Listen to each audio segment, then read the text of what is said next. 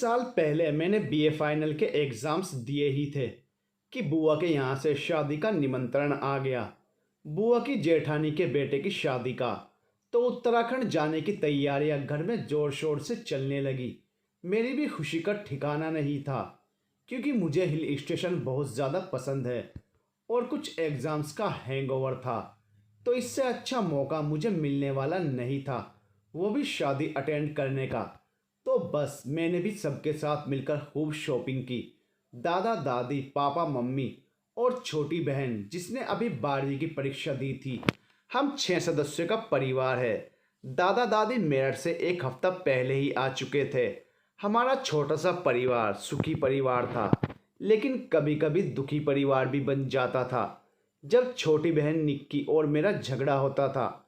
झगड़ा इतना ज़बरदस्त होता था कि लगता था आज से बस जीना मरना ख़त्म हम दोनों का। पापा मम्मी भी हमें चेतावनी दे डालते थे कि आज के बाद अगर तुम दोनों को बात करते देखा तो हमसे बुरा कोई नहीं होगा। निक्की और मेरी कभी बनती ही नहीं थी। 36 का आंकड़ा रहता था हमेशा हम दोनों के बीच में। कभी कभी जब बात हद से ज़्यादा बढ़ जाती तो उसके बाल मेरे हाथ में और मेरे बाल उसके हाथ में होते। खेलते भी बचपन में साथ ही थे, लेकिन खेल खेल में भी झगड़ा होना अनिवार्य था। एक बार दिवाली पर हम दोनों का आपस में बहुत प्रेम प्रसंग चल रहा था। हम अच्छे से तैयार होकर पहुंच गए फोटो स्टूडियो फ़ोटो खिंचवाने। क्या मस्त फ़ोटो आई थी दोनों की।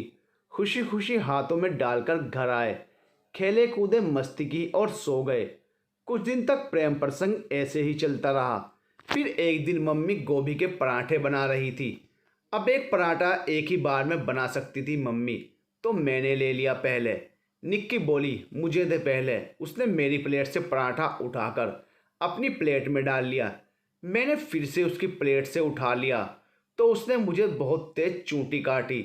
मेरी चीख निकल पड़ी। मम्मी किचन से ही चिल्ला उठी, फिर शुरू हो गई तुम दोनों, अभी आती हूँ, अभी ठीक करूँगी दोनों को। मैं भी निक्की के बाल खींचकर भाग गई। वो भी चिल्लाकर मेरे पीछे भागने लगी। जब मैं उसके हाथ नहीं लगी तो वो अंदर कमरे में गई और जो फोटो हमने खिंचवाई थी मुझे दिखाकर बीच में से फाड़ डाली। अपनी अलग और मेरी अलग कर डाली। मैं आंखें फाड़कर उसे घूरने लगी। मैं उसे एक प्यारे से नाम से संबोधित करती थी, जिसे सुनकर उसके तन बदन में आग लग जाती थी और मुझे बड़ा मज़ा आता था। हा हा हा, मैंने उसे बोला बत्तख, रात के 12 बजे मरेगी तू। असल में उसकी चाल थोड़ी बत्तख की तरह है, तो मैंने उसका नाम बत्तख रखा हुआ है। लेकिन इतना अच्छा नाम देकर भी भला वो कैसे मुझे अपना दुश्मन समझ सकती है। आप लोग ही फैसला कीजिए। आप सभी ने तो बत्तख देखी होगी ना। कितनी प्यारी चाल होती है उसकी, मटक मटक कर चलती है। लेकिन बत्तख तो इतना सुनते ही घोड़े की तरह बिदक उठी और मेरे पीछे भागने लगी। तभी पापा की एंट्री हुई और हम दोनों भीगी बिल्ली बनकर एक कोने में जा बैठे। तो ये तो था हमारे बचपन के झगड़े का दृश्य। अब जब थोड़ा बड़े हुए तो झगड़ा भी थोड़ा बड़े वाला हो गया। अब झगड़ा होता है तो कई कई दिन बोलचाल बंद हो जाती है। अभी फिलहाल उत्तराखंड जाने की खुशी में निक्की भी बहुत खुश थी, अपनी तैयारी में लगी हुई थी। तो झगड़ा छुट्टी पर गया हुआ था, लेकिन कितने दिन की छुट्टी पर था और कब आएगा इसकी सटीक जानकारी तो मुझे भी नहीं थी। लेकिन जब तक छुट्टी पर था तब तक मौज ही मना ली जाए।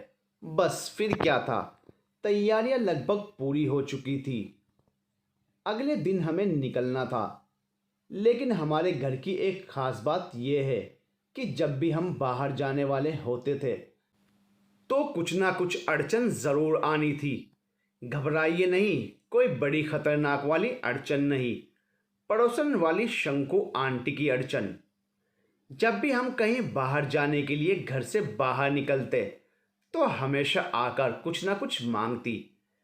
राय साहब, आप अपनी बहन के यहाँ शादी में जा रहे हैं, कितने दिन के लिए जा रहे हैं? अगर ज़्यादा दिन के लिए जा रहे हैं तो हमें गैस सिलेंडर दे दीजिए, ऐसे ही तो रखा रहेगा आपका। मम्मी ने कहा कि आपने पिछली बार हमारा मिक्सर ग्राइंडर लिया था और अब आप गैस सिलेंडर मांग रही हैं। हाँ लिया था मिसिज रॉय, लेकिन आते ही दे भी तो दिया था ना। लेकिन गैस सिलेंडर कोई देने की वस्तु तो है नहीं, दादी ने कहा। तो पापा ने मम्मी और दादी के सामने उनके साथ बहस करने से मना करने का इशारा किया। तो दादाजी ने भी कहा कि चलो कोई नहीं, ये सब तो पड़ोसी में चलता रहता है। जब ये कहीं जाएंगी तो हम इनका ले लेंगे, है ना शंकु बहन जी। तो आंटी ने एक फीकी सी मुस्कान के साथ गर्दन हिला दी। दरअसल पापा की एक आदत है कि अपना सामान एक बार ही किसी के मांगने पर पकड़ा देते हैं। कहते हैं पड़ोसी ही पड़ोसी के काम आता है। तो पापा ने सिलेंडर बाहर रखा और घर लॉक किया और चल दिए हम अपने सफ़र की ओर। हम लोग बस से जाने वाले थे तो बस में बैठ गए। निक्की और मैं एक साथ बैठने वाले थे। दोनों की बहस शुरू हो चुकी थी। दोनों को ही विंडो सीट पर बैठना था। तो ये तय हुआ कि पापा के साथ मैं और मम्मी के साथ निक्की बैठेगी और दादाजी दादी जी अपनी सीट पर बैठ चुके थे। हम सब बैठ चुके थे, बाकी पैसेंजर्स भी बैठ चुके थे।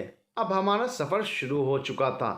मन बड़ा ही खुश था, सोच सोचकर कि शादी में पूरी मस्ती करनी है, जमकर डांस करना है। विनय भैया की शादी में सोच सोचकर मन ही मन मुस्कुरा रही थी मैं। पिछली बार जब बुआ के यहाँ गई थी मेरी मस्ती अधूरी रह गई थी, क्योंकि हम केवल 3 दिनों के लिए ही उत्तराखंड गए थे। इस बार छुट्टी होने की वजह से शादी में पूरा 1 हफ्ता पहले जा रहे थे और 1 हफ्ता बाद में रुकने का प्रोग्राम था। तो बस इस बार तो धमाल मचाना है। 20 साल पहले फ़ोन का इतना चलन तो था नहीं, तो बस सफ़र का कुदरत का नज़ारा देखते हुए गुजरता था। अब तो मैं खुद भी उत्तराखंड जाती हूँ तो आधा सफ़र तो फ़ोन पर ही गुजर जाता है। लेकिन जो बात पहले थी वो अब नहीं है। पहले सफ़र का भरपूर आनंद लिया जाता था, अब तो रो रो कर सफ़र पूरा किया जाता है।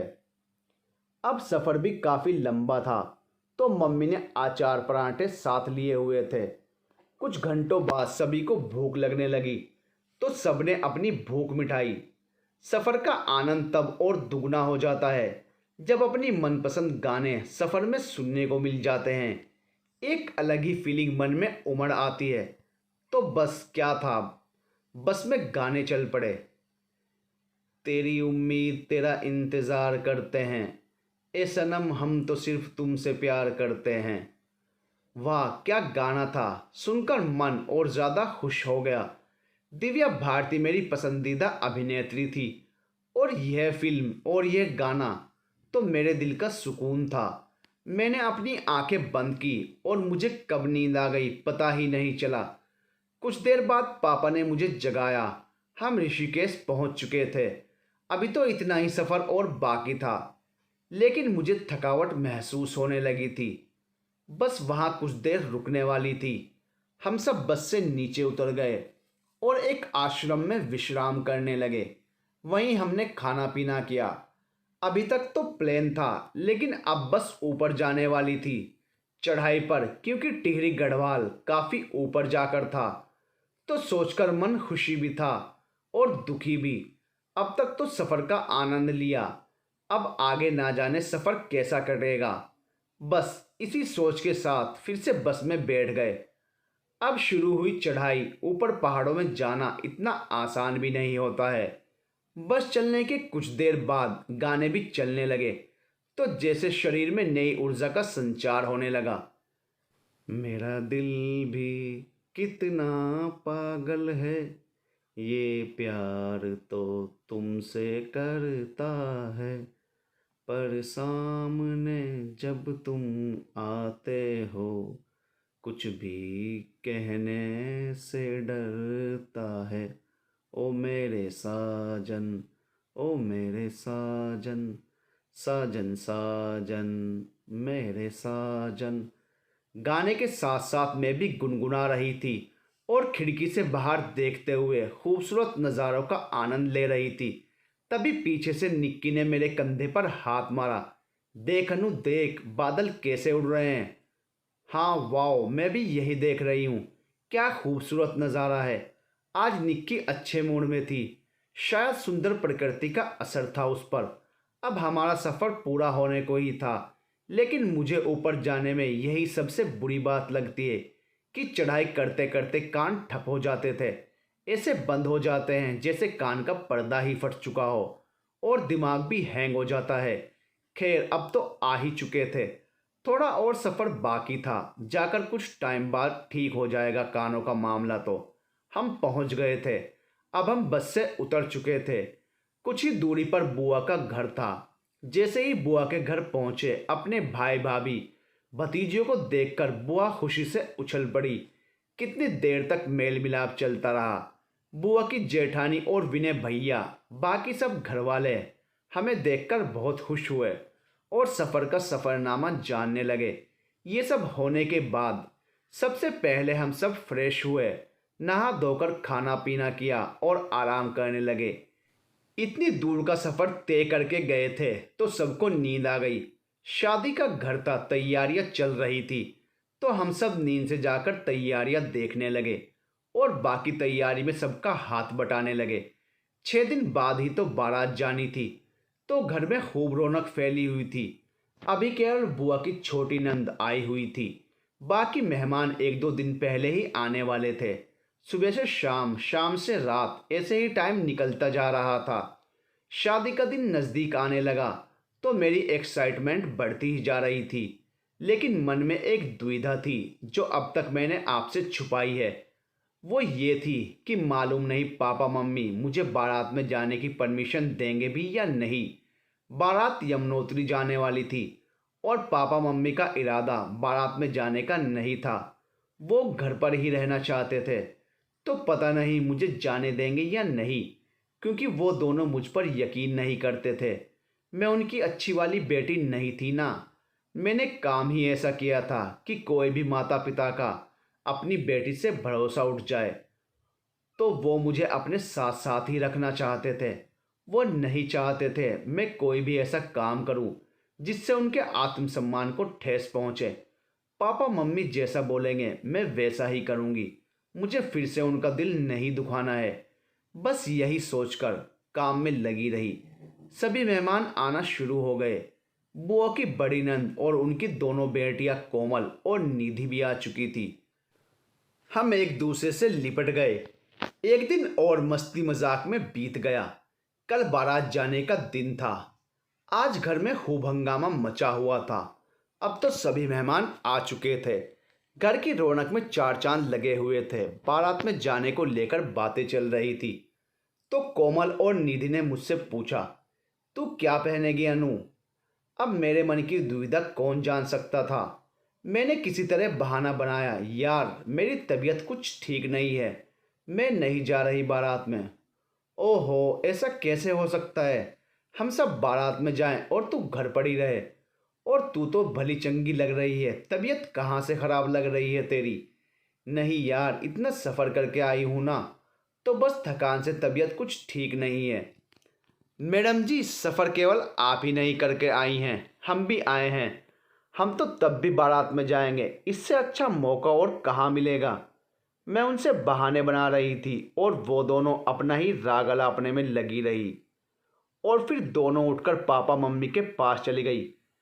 अंकल आंटी, आप ही समझाइए ना अनु को, बारात में जाने से मना कर रही है। फिर शादी में मज़ा ही क्या रह जाएगा जब अनु बारात में ही नहीं जाएगी तो। उनके कहते ही पापा मम्मी ने मेरी तरफ घूरते हुए अंदाज में देखा। उन दोनों ने पापा मम्मी को इतना कन्वेंस किया कि पापा मम्मी को बोलना ही पड़ा कि जाओ अनु, अपनी तैयारी करो।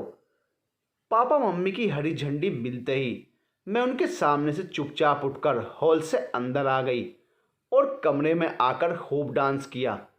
कमरे के बाहर खड़ी कोमल और निधि मुझे डांस करते हुए देखकर अंदर आते हुए बोली, तो मैडम जी, आपकी तो तबीयत खराब थी ना? हाँ, लेकिन अब ठीक है। अनु की बच्ची, उन दोनों ने मुझे बेड पर गिरा दिया।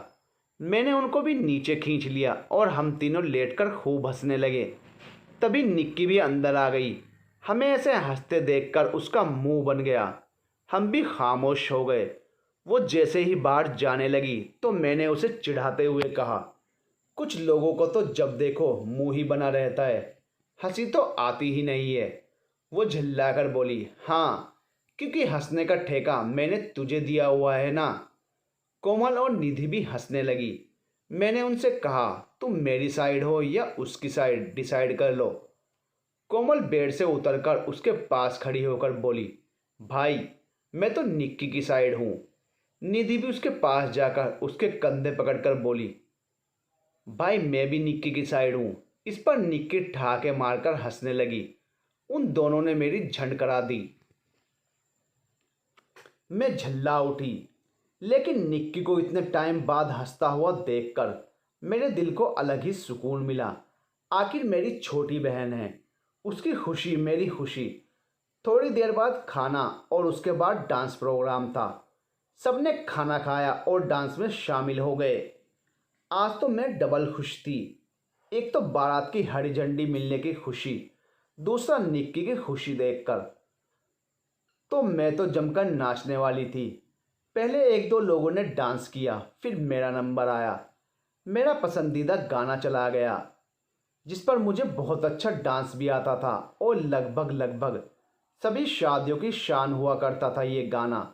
और शान हो भी क्यों ना, लता जी की मदहोश कर देने वाली सुरीली आवाज़ और श्रीदेवी का पागल दीवाना कर देने वाला कमाल का डांस देखते सुनते ही किसी का भी दिल मचल उठे। हाय मेरे घुटनों से लंबी, हाय मेरी चोटी है, हाय मेरी आंख शतरंज की गोटी है। मेरे घुटनों से लंबी मेरी चोटी है, मेरी आंख शतरंज की गोटी है। मेरे बाबुल ना फिर कहना अभी तू छोटी है। मैं डांस कर रही थी और वाहवाही बटोर रही थी। तभी मेरी नज़र एक साइड में बैठे एक जनाब पर पड़ी, जो बड़ी बड़ी आंखें करके बड़े ही प्यार भरी नज़रों से मुझे निहार रहे थे। उसकी नज़रों में कुछ अलग ही था। बस फिर क्या था, मेरे डांस करने का जो लेवल था वो बहुत डाउन हो गया और मैं जाकर बैठ गई। सबने बहुत आग्रह किया, लेकिन उसकी नज़रों ने मुझे शर्मिंदा कर दिया था, तो बस एक तरफ बैठ गई। मैंने उधर देखना तो नहीं चाहा, लेकिन नज़रें फिर से उसी पर चली गई। अरे बाप रे, वो तो अब भी मुझे ही देख रहा था। मैंने तुरंत अपनी नज़रें हटा ली। उसकी प्रॉब्लम क्या है आखिर? मेरा डांस भी खराब करा दिया, उल्लू कहीं का। मेरा मन नहीं लगा। फिर वहां पर तो मैं उठकर कमरे में चली गई। कोमल और निधि मेरे पीछे पीछे आ गई। मुझे बाहर ले जाने की जिद पर अड़ी रही, लेकिन मैं वापस नहीं गई। वो उल्लू जो बैठा हुआ था वहां। कोमल और निधि मुंह बनाकर बाहर चली गई। मैं चेंज करने लगी और आराम से लेट गई। डांस प्रोग्राम भी समाप्त हो चुका था। सबके सोने की तैयारी हो चुकी थी। निक्की, मैं, कोमल, निधि सब एक साथ सो रहे थे। मुझे रात में प्यास लगी। मैंने कोमल को जगाया। हम दोनों बाहर गए तो विनय भैया और वो उल्लू जागे हुए थे। वो अब भी मुझे वैसे ही देख रहा था। हमने जल्दी पानी पिया और आने लगे। तभी भैया की आवाज़ आई, अनु, ज़रा हमें भी पानी दे दो। मैं पानी देने गई तो वो मुस्कुरा रहा था। मैंने नज़रें नीचे की और आ गई। हम सब अपने ठिकाने पर आकर सो गए। सुबह सब देर तक सोते रहे, क्योंकि बारात शाम 7-8 बजे निकलने वाली थी, लेकिन सही समय पर लेकर पहुंचनी थी और यमुनोत्री दूर भी काफ़ी था। तो दादा दादी और बड़े लोगों ने शोर मचाना शुरू कर दिया, जल्दी करो जल्दी। सब नाश्ता पानी करके आराम आराम से अपनी अपनी तैयारी में लग गए। लेकिन जब दादा दादी बोलते तो हाथ जल्दी जल्दी चलने लगते। आज घर में भयंकर तूफान आया हुआ था। घबराइए मत, प्राकृतिक वाला नहीं, वो जो शादी वाले घर में होता था उन दिनों। अफरा तफरी वाला तूफान। कोई कपड़े ढूंढ रहा था, कोई रास्ते के नाश्ते खाने की चिंता कर रहा था। किसी को ये जानकारी चाहिए थी कि कितने घंटे में बस यमुनोत्री पहुंचाएगी। किसी को अपने कोट पैंट बिना सल बिगाड़े ले जाने की चिंता थी, तो लेडीज़ को मेकअप का सामान भूल न जाए ये चिंता थी। किसी के नहाने के लिए बाथरूम में पहले जाने की होड़ मची हुई थी। कुल मिलाकर फुल हुल्लड़ मचा था यार। बड़ी मुश्किल से नहाने का नंबर आया। हम तैयार हो रहे थे तो मैंने देखा उल्लू अपने कपड़े लिए इधर से उधर फिर रहा था। मुझे उसका हुलिया देखकर हंसी छूट गई। फिर मैंने खुद के तैयार होने पर फोकस किया। आखिर भाई की बारात में जाना था तो बाराती की तरह लगने भी तो चाहिए ना। मैंने ब्लैक पटियाला सूट पहना और अच्छी तरह से अपना मेकओवर किया। मुझे देखते ही कोमल और निधि ने सीटी मारी। वाह वाह, दो चार का कत्ल तो आज करके मानेगी मैडम जी। हाँ, दो तो तुम ही हो और दो और मर जाएंगे। हाय हमारी अनुजान, क्या खूब लगती हो, बड़ी सुंदर दिखती हो। दोनों गाने गाने लगी तो मैंने भी जवाब में कहा, फिर से कहो, कहती रहो, अच्छा लगता है। जीवन का हर सपना अब सच्चा लगता है। तुम दोनों भी कम नहीं लग रही हो। आज तो लाशें भिज जाएंगी, लाशें। हा हा हा। तीनों खूब हंसी और फिर बारात चलने के लिए बुलाया जाने लगा। वहां मेरे रुकने लायक अब काम भी नहीं था तो मैंने कोमल से कहा, चल बस में बैठते हैं, खिड़की वाली सीट रोकेंगे। हाँ हाँ चल। तभी बुआ ने कोमल को कुछ काम के लिए आवाज़ लगाई तो उसने कहा, तुम दोनों चलो, मैं आ रही हूँ। मैं और निधि बस में चले गए। हम बातें करते हुए चल रहे थे कि पीछे ही बैठेंगे हम चारों, आगे तो बड़े बड़ों को बैठने दें। हम बस में चढ़ गए। बस खाली थी पर पीछे दो तीन लड़के बैठे हुए जोर जोर से कुछ बोल रहे थे तो हम वहीं रुक गए और आगे ही बैठ गए। तभी पीछे से आवाज़ आई, जिंदगी एक सफ़र है सुहाना, यहाँ कल क्या हो किसने जाना। और उसके आगे की ट्यून और साथ में ठहाके भी हमने सुने। मैंने निधि से पूछा, कौन है ये लफंगे। मैंने निधि को रात वाली उल्लू की बात नहीं बताई। वो भी नहीं जानती थी। बोली, पहली बार देख रही हूँ मैं तो, पता नहीं होंगे कोई दूर के रिश्तेदार। फिर थोड़ी देर में हमें दूसरा गाना सुनाई दिया। अब तो मैं एकदम खड़ी हो गई। मैंने निधि से कहा, चल बाद में आएंगे सबके साथ। तभी उनमें से एक ने तीसरा गाना गाया, हाय काले लिबास में बदन गोरा यूं लगे ईमान से, जैसे हीरा निकल रहा हो कोयले की खान से। निधि और मेरा ध्यान एक साथ मेरे सूट पर गया तो ब्लैक कलर देखकर हम दोनों समझ गए कि टारगेट मैं ही हूं। फिर निधि भी उठ गई। उसे देखकर दूसरे ने गाया, जा रहे हो तुम कहाँ जाओगे, लौटकर वापस यहीं आओगे। मैंने तो वहां से भागने में ही भलाई समझी, क्योंकि दूध का जला तो छाछ भी फूंक फूंक कर पीता है ना। जल्दी जल्दी घर में आते हुए हम कोमल और निक्की से टकरा गए। कोमल, अरे वापस क्यों आ रहे हो, हम तो आ ही रहे थे।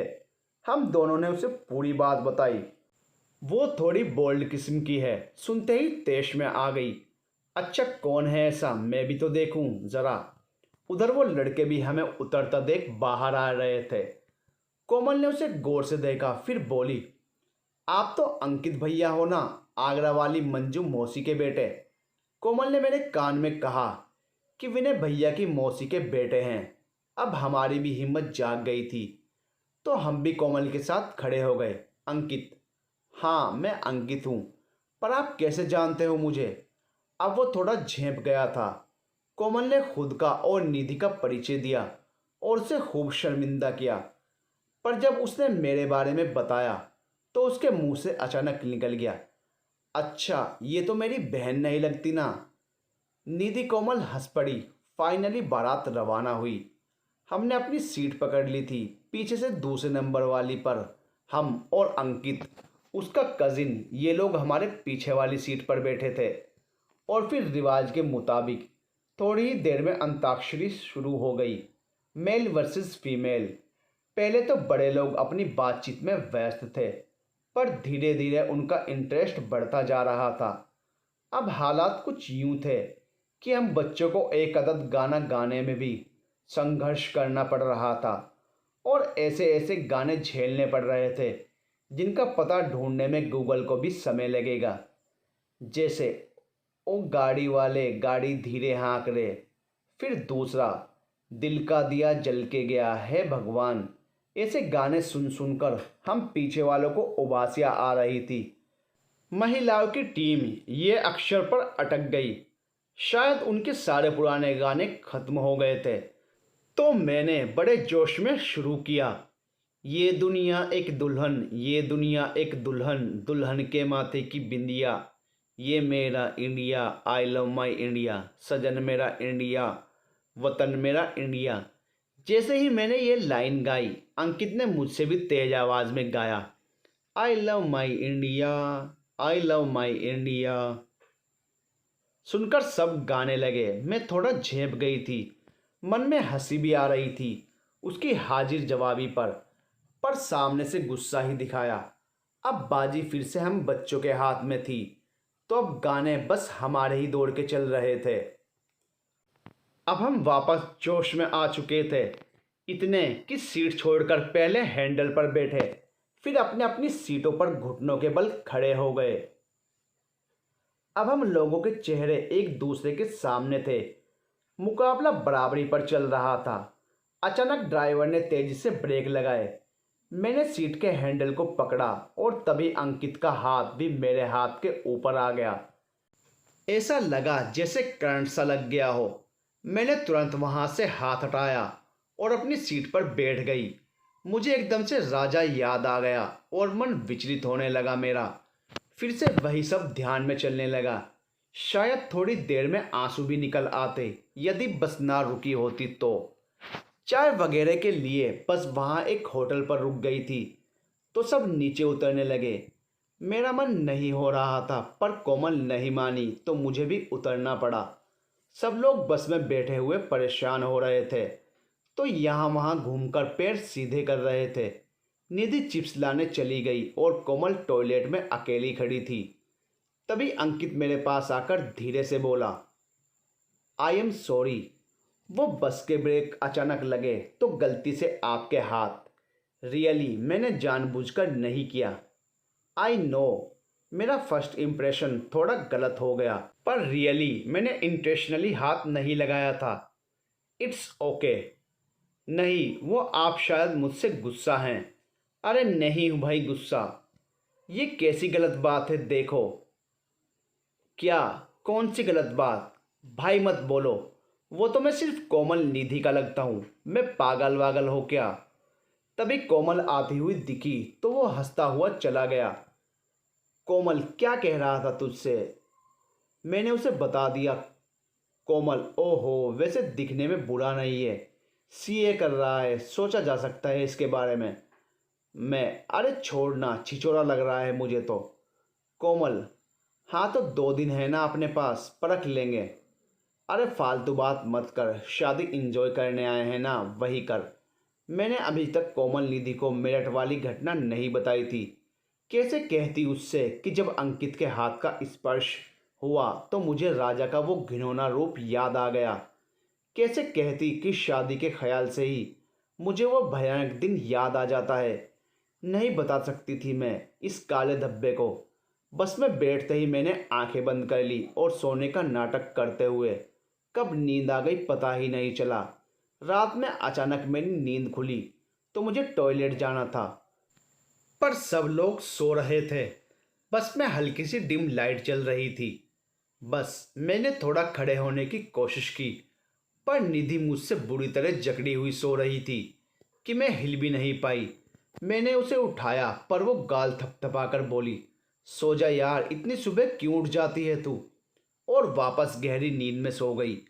कोमल और निक्की थोड़ी दूर वाली सीट पर थी और आगे और पीछे वाली सीट पर सिर्फ लड़के थे। मैंने फिर से उठकर देखना चाहा तो पीछे वाली सीट पर अंकित और उसका कजिन दोनों जगे हुए थे और धीरे धीरे बातें कर रहे थे। मुझे उठता हुआ देखकर वो पूछने लगा, क्या हुआ? मैंने शर्म के मारे गर्दन हिलाकर मना कर दिया, पर वो शायद समझ गया होगा तो उठकर आगे ड्राइवर के पास गया और शायद किसी होटल वगैरह पर रोकने को कहा होगा। मैंने मन में ही सोचा, ज़्यादा स्मार्ट बन रहा है, पर यह नहीं पता कि अकेली थोड़े ना उतरूंगी नीचे। पर उसने सीधे जाकर उसकी मम्मी को उठाया और कुछ कहा उनसे। फिर आकर मुझसे बोला, मम्मी जगी हुई हैं, आप आगे चले जाओ। उफ, इतना छिछोरा भी नहीं है शायद। मैं फ्री होकर वापस अपनी सीट पर आकर बैठ गई। तभी धीरे धीरे गाने की आवाज आने लगी। हम तुमसे न कुछ कह पाए, तुम हमसे न कुछ कह पाए, हे भगवान। पहले वाली राय ही ज़्यादा सही थी, पूरा छिछोरा ही है ये। सुबह 8 बजे करीबन हम यमुनोत्री पहुंच गए। धर्मशाला काफ़ी अच्छी थी और बुआ और हम तीसरी मंजिल पर कमरे में थे। वहाँ पीछे की तरफ बहुत बड़ा पार्क था। खिड़की में से बहुत सुंदर दिख रहा था। हम सोच ही रहे थे कि कैमरा निकाल लें कोडेक वाला। तभी फूफा जी कमरे में आए। उन्होंने कहा कि जल्दी तैयार हो जाओ, दिन में घूम लेते हैं। बुआ, कौन कौन चल रहा है? अरे अपनी बस ले चल रहे हैं, जिसकी इच्छा होगी चलेगा, जो थका हुआ है वो रेस्ट कर लेगा। हम चारों तो खुशी से चिल्ला उठे। मैंने अपना सूट चेंज किया। फिर हम तीनों ढंग से तैयार होकर बस में बैठ गए। वहाँ वो महाराज पहले से विराजमान थे और देखते ही गाना शुरू। आइए आपका इंतज़ार था। अब तो उसे कोमल निधि की भी शर्म नहीं थी, खुलकर फ्लर्ट कर रहा था। हम सब ने खूबसूरत वादियों का आनंद लिया। सच में बहुत ही खूबसूरत है यमुनोत्री। एक बार तो सबको जाना ही चाहिए। हम सब ने तो बहुत एंजॉय किया। शाम को वापस धर्मशाला पहुंचे। थोड़ा थके थे पर बारात में डांस करना भी बाकी था अभी। हम सब दिन भर घूमे और फोटोज भी खींचे। अंकित ने कई बार करीब आने की कोशिश की पर मैंने उसे भाव नहीं दिया। कोमल हम दोनों को मिलाने की कोशिश में लगी थी। ये बात मैं समझ गई थी पर मैं शायद सहज नहीं हो पा रही थी, इसलिए उसके प्रयासों को नज़रअंदाज कर रही थी। जब हम घूमकर धर्मशाला आए तो सब थक गए थे, तो आराम करने अपने अपने कमरों में जाकर लेट गए। बारात 8 बजे रवाना होनी थी। उस समय 3 बजे थे, तो 6 बजे तक रेस्ट का टाइम था हमारे पास। उस कमरे में बुआ, कोमल, निधि, निक्की और मैं। बुआ की एक दूर के रिश्ते की भाभी और उनकी बेटी जो 3-4 साल की थी। कुल 6-7 जने थे। हम सभी नीचे बिछे हुए बिस्तर पर लेट गए थे। थकान के कारण लेटते ही आंख लग गई। तभी बच्चे के रोने की आवाज़ से नींद टूट गई। देखा तो उन आंटी की बेटी रो रो कर उसके पापा के पास जाने की जिद कर रही थी, जो कि सेकंड फ्लोर पर जेंट्स के लिए जो रूम्स थे उनमें थे। उन आंटी ने कोमल से कहा कि इसे इसके पापा के पास छोड़ाओ। कोमल ने मेरी तरफ देखा तो मुझे भी उठकर उसके साथ जाना पड़ा। हम सीढ़ियों से उतरकर जब कॉरिडोर में पहुंचे तो हर कमरे में उसके पापा को ढूंढते हुए चल रहे थे। उनमें से एक कमरे में अंकित और उसके कजिन भी थे। उन्होंने जैसे ही हमें रूम के बाहर देखा तो उठकर बाहर आ गए। अंकित, क्या हुआ, किसे ढूंढ रहे हो? कोमल, इसके पापा को, रो रही थी ये। ऊपर अंकित, अच्छा मामा तो लास्ट वाले से पहले वाले रूम में हैं। हम उधर ही जाने लगे। तब तक वो तीनों रूम से बाहर निकलकर रेलिंग के सहारे खड़े हो गए और नीचे गार्डन में देखने लगे। जब हम उस बच्ची को छोड़कर वापस आए तो वो तीनों उधर ही खड़े मिले। अंकित रेलिंग पर पीठ टिकाए खड़ा था। जब हम वापस आए तो अंकित, अरे यार कपिल, अभी थोड़ी देर पहले मैं भगवान से कुछ और मांग लेता तो शायद मुझे वो भी मिल जाता। कोमल, भैया क्यों जूते खाने के काम कर रहे हो यार? मतलब मैं बहन हूँ, कम से कम मेरी तो शर्म कर लो यार। अंकित, अरे तो तेरे लिए थोड़ा ही बोला है, तू पागल है क्या? समस्त भारतीय मेरे भाई बहन हैं, बस एक को छोड़कर। कोमल, सही कहती है तू अनु, ये सच में छिछोरे ही हैं। अंकित मुझसे, अच्छा जी, तो मैं छिछोरा हूँ? वैसे आप ऐसा कैसे कह सकती हो? कोमल, चल अनु, इनकी बातों में लग गए ना तो सो भी नहीं पाएंगे और बारात का टाइम हो जाएगा। अंकित, जल्दी आइएगा जी, हम इंतज़ार करेंगे तेरा कयामत तक। खुदा करे कि कयामत हो और तू आए। मैंने उसे गुस्से में मुड़कर देखा और उसने लोफड़ों की तरह दिल पर हाथ रखने का एक्शन किया। उसकी इस हरकत पर मुझे हंसी आ गई, पर तब तक हम सीढ़ियों में पहुंच गए थे। कोमल, कुछ भी बोल, पर मज़ा तो तुझे भी आ रहा है ना? शट अप यार। असल में कोमल के इस तरह बोलते ही मुझे मेरठ की मेरी सखिया याद आ गई, जो मुझे उस समय सलाह दे रही थी। वो सब याद आते ही मेरा सर दर्द होने लगा। हम आकर लेट गए। फिर बुआ ने 6 बजे जगाया और तैयार होने को कहा।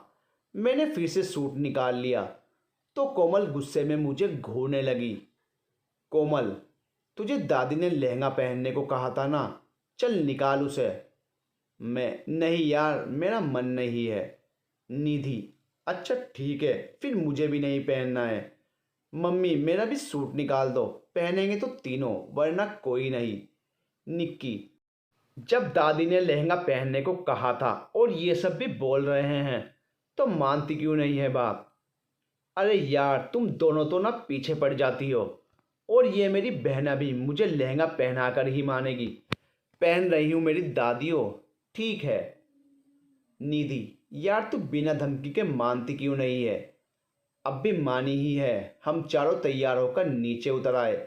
असल में शादी उसी धर्मशाला के नीचे बने गार्डन में थी, तो बारात पीछे के गेट से रवाना होकर एक चक्कर काटकर सामने के गेट से आनी थी।